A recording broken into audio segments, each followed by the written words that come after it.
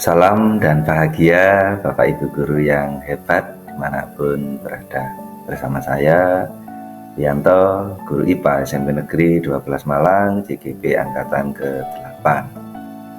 Kali ini saya akan memaparkan koneksi antar materi modul 2.1 pembelajaran berdiferensiasi.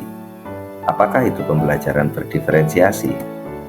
Pembelajaran berdiferensiasi adalah sebuah usaha guru dalam menyesuaikan proses pembelajaran di kelas untuk memenuhi kebutuhan belajar setiap individu murid. Artinya, pembelajaran berdiferensiasi adalah pembelajaran untuk mendukung semua murid di kelas untuk mengembangkan segala potensinya.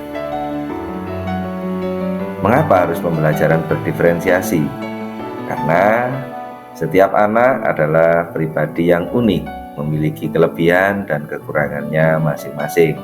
Begitu pula dengan minat, gaya belajar, kebiasaan, pola pikir, kemampuan berliterasi, dan lainnya.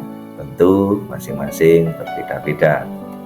Oleh karena itu, diperlukan sebuah usaha guru untuk dapat memenuhi kebutuhan belajar murid yang berbeda-beda, agar murid dapat merasa nyaman belajar di kelas, sehingga tujuan pembelajaran dapat tercapai.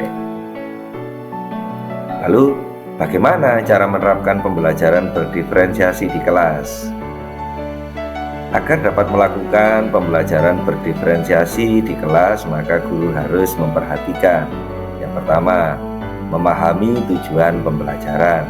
Kemudian, menggali dan merespon kebutuhan belajar murid, mendesain lingkungan belajar yang mengundang murid untuk belajar.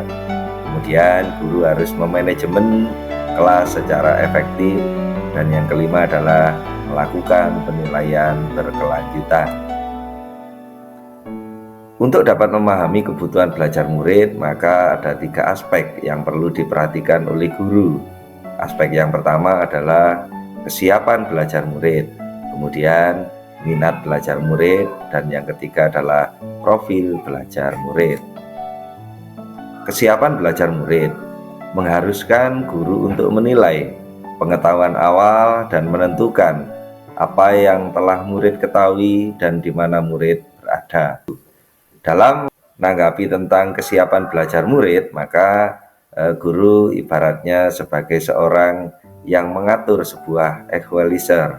Untuk mendapatkan bunyi yang selaras, maka guru harus mengatur beberapa tombol, di mana tombol tersebut ada 6 sesuai yang disampaikan oleh Tomlinson. Maka guru harus menyelaraskan antara kesiapan belajar murid-muridnya yang ada di kelas tersebut.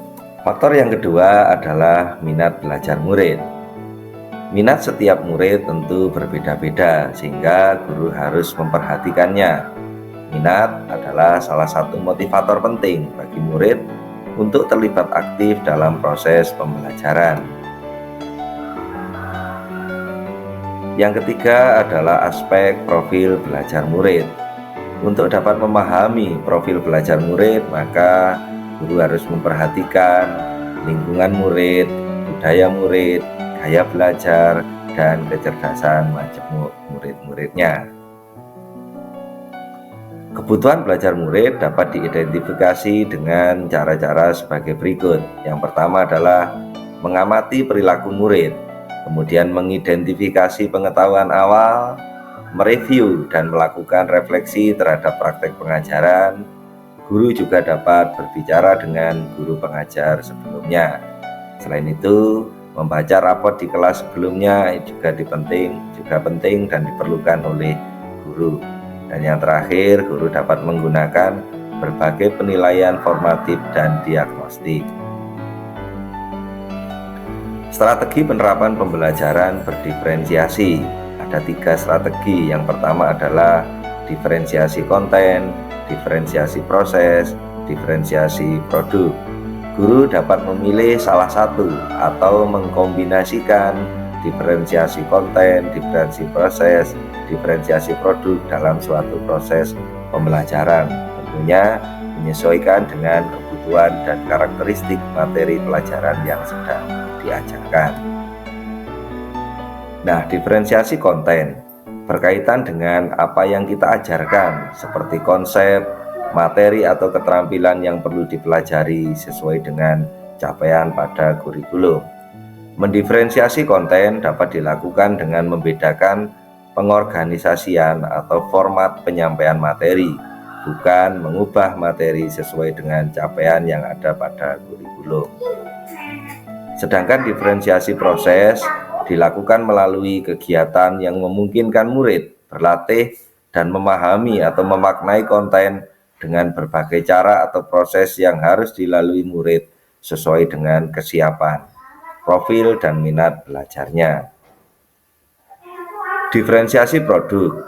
Guru dapat memberikan pilihan kepada murid jenis produk yang menggambarkan pemahaman mereka, hasil latihan maupun penerapan terhadap materi yang sedang dipelajari. Lalu bagaimana keterkaitan antara modul pembelajaran berdiferensiasi dengan modul-modul sebelumnya yang sudah dipelajari? Apakah ada keterkaitannya?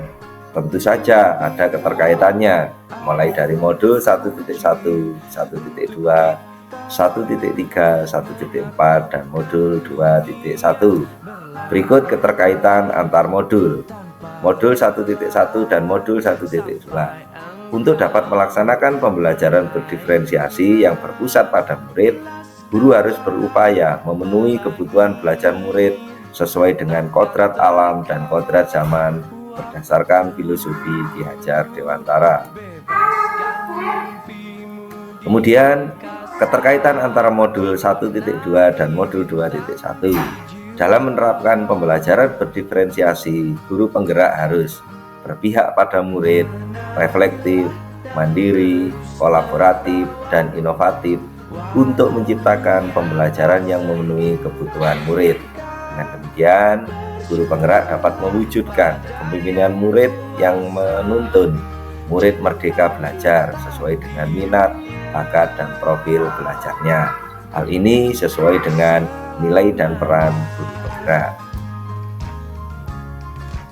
Kemudian antara modul 1.3 dan modul 2.1, pembelajaran berdiferensiasi dapat menjadi salah satu strategi untuk mewujudkan visi guru penggerak yang berpihak pada murid.